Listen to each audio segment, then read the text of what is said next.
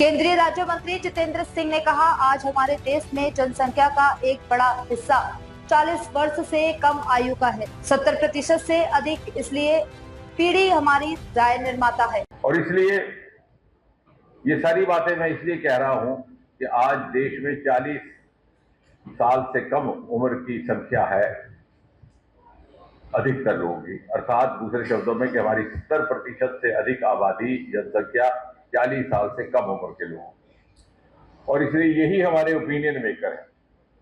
जब हम युवा कार्यकर्ता थे तो कहा जाता था, सुंदर जी ने भी उस जमाना देखा कि चुनाव अभियान के दौरान जाकर के सुबह पार्क में किसी बुजुर्ग के घुटने दबाओ तो जाकर के परिवार के वोट भी दिलवा देगा आपको 10-15। आज वो जमाना नहीं रहा।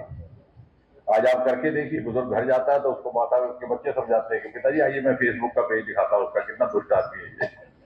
तो आज के ओपिनियन मेकर ये है, देश की नीतियों का निर्णय करने वाले ये है, देश की पॉलिसीज की रचना करने वाले ये हैं, और देश के नेता कैसे हों। तभी मैंने कहा कि वो जमाना जाता रहा कि जब ठगबाजी और झूठे आश्वासन से गुजारा हो जाता था। आज बात है शेफ हुई, ये बच्चे तो अपने माता पिता से भी तर्क करते हैं। और अगर हम इनको कह दें कि हाँ तुम्हें मैं नौकरी दिलवाऊंगा, और मालूम है कि मिल जाए तो आप सकते नहीं।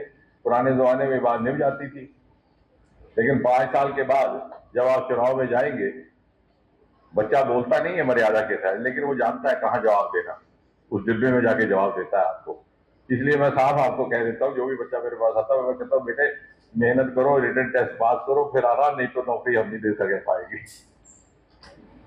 तो इस दौर में आप समझ सकते हैं कि युवा शक्ति, युवा ओपिनियन का कितना महत्व है। और इसीलिए शायद, और यही युवा विकसित भारत के आर्किटेक्ट भी हैं, यही उस पीढ़ी से ताल्लुक रखते हैं जो जिसको ये परमात्मा ने वरदान दिया है कि वो सन 2047 का तिरंगा झंडा लहराएंगे। और इसीलिए ये आपके जिम्मे काम है। तो पहले तो आपको ये समझना है कि कितनी बड़ी प्रतिष्ठा का काम आपको सरकार की ओर से, देश की ओर से, राष्ट्र की ओर से सौंपा गया है, क्योंकि जिसे तरह से आप इसे निभा सकते हैं शायद कोई और ना निभा पाए। अब जब बात करते हैं one election one nation, one nation one election, जैसे सुरेंद्र जी ने बात की, तो सोचने वाली बात यह है कि हमारा बेहतरीन संविधान है दुनिया का, तो फिर क्यों कर संविधान की चर्चा में ये बात नहीं आई। सन 1946 नवंबर से लेकर के लगभग सन 1949 नवंबर तक संविधान समिति बैठी संसद के सेंट्रल हॉल में।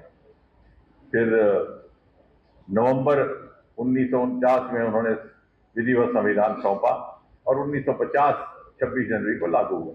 तो 1.25 साल तक वो लगभग बैठे, कभी ये बात नहीं आई कि इसका भी जिक्र किया जाए कि चुनाव एक बार होगा कि 2 बार होगा।